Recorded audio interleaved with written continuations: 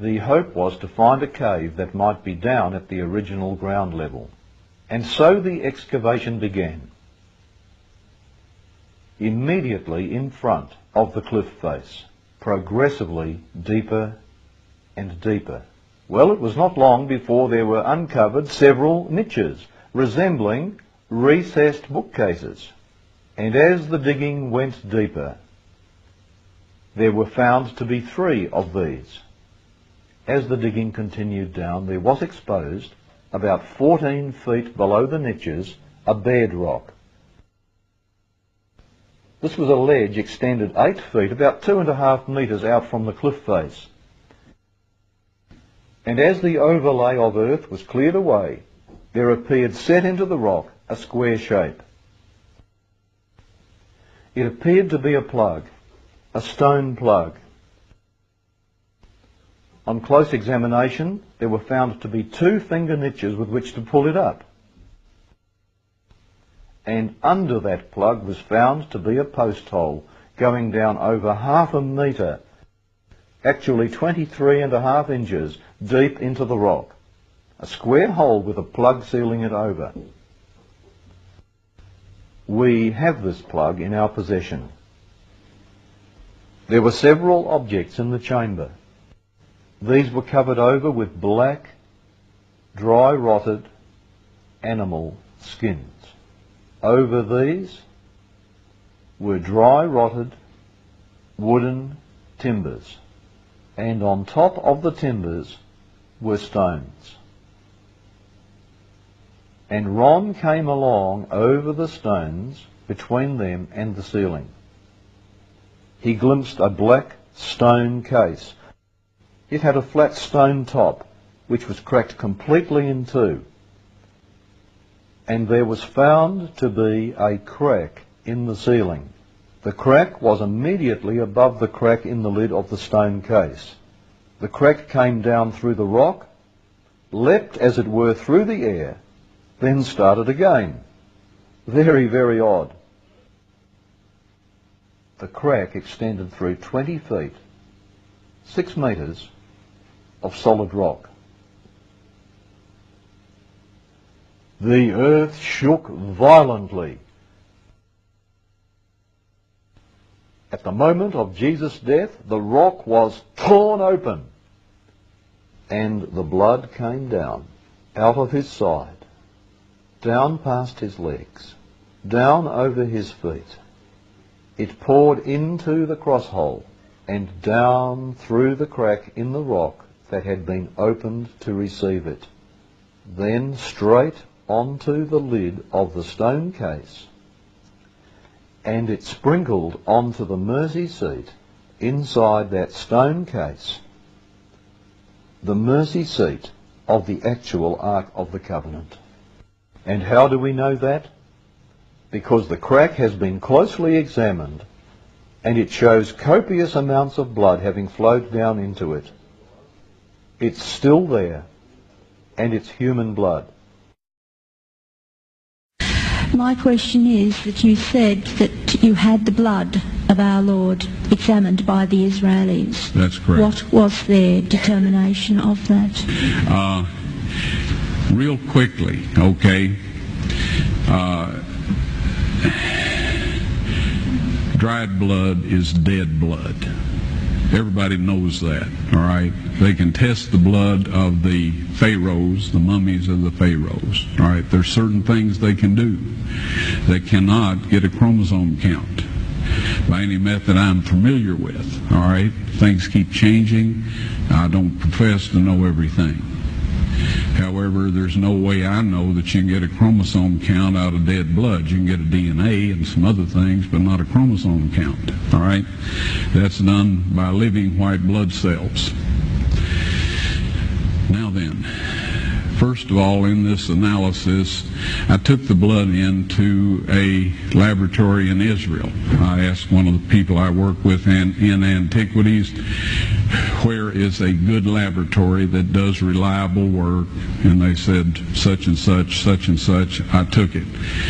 I just said, please examine this blood and tell me what you can tell me about it.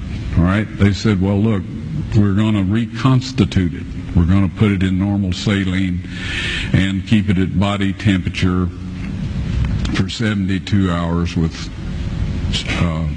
gentle swirling. All right, that's their business. That's great. I said, now I want to be there when you check it out. They said, fine. So I was back. They checked it out. I said, now, they said it's human blood. We can tell that.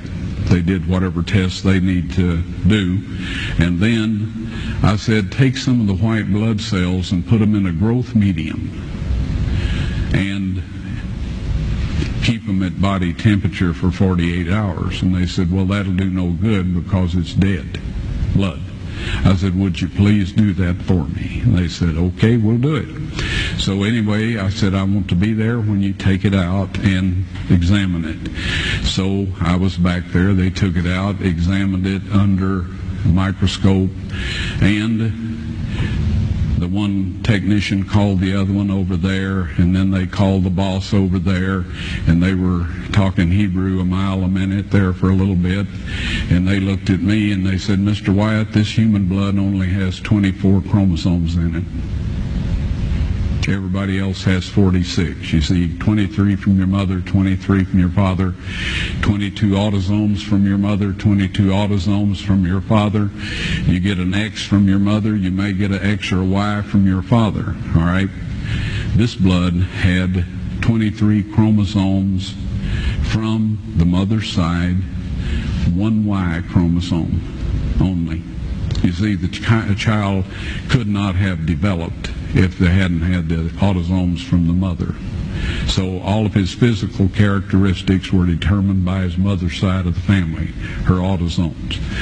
His maleness was determined by this one Y that came from the source, not a human male.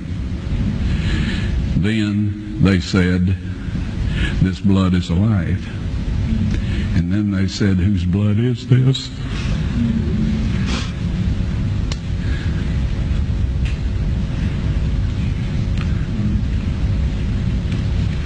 I said, it's the blood of your Messiah.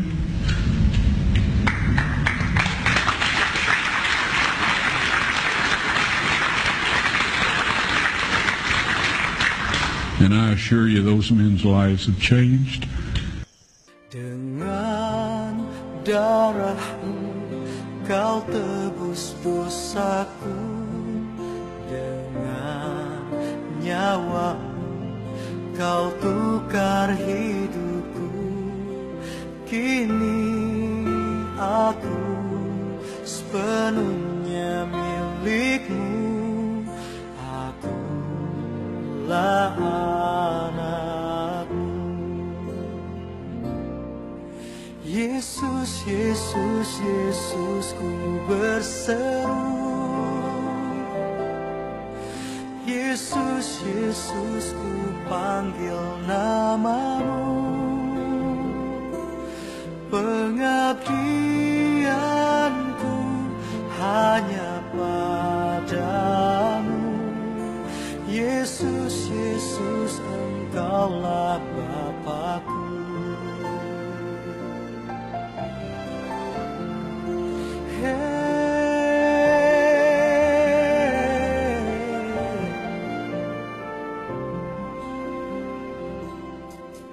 Dengan darahmu kau tebus dosaku, dengan nyawamu kau tukar hidupku. Kini aku sepenuhnya milikmu. Akulah anakmu. Yesus, Yesus, Yesus, ku berseru. Yesus, Yesus, ku panggil namamu. Pengabdianku hanya padamu. Yesus, Yesus, Engkaulah Bapa-Ku. Yesus, Yesus, Yesus, ku berseru. Yesus, Yesus, ku panggil nama.